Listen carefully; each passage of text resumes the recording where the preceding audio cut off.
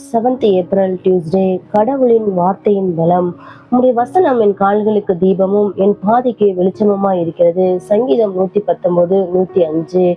கடவுளுடைய வசனம், அதாவது பைபிள் வசனம், வேத வசனம் நமக்கு ஒரு பலத்தை கொடுக்குது, நமக்கு ஒரு வழிகாட்டுதலா இருக்கு.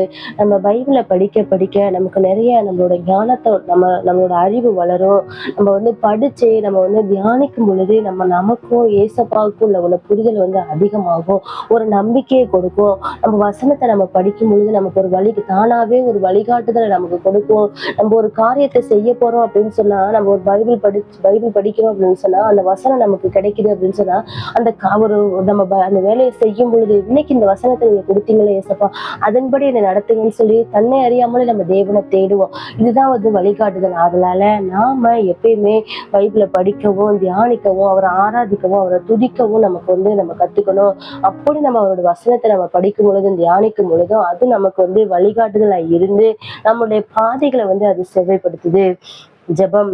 அன்பின் பரலோக பிதாவே, நாங்கள் உம்முடைய வசனத்தை படிக்கவும், தியானிக்கவும், அதன்படி நடக்கவும் எங்களை ஆன்மீக ரீதியில் ஆயத்தப்படுத்தும்.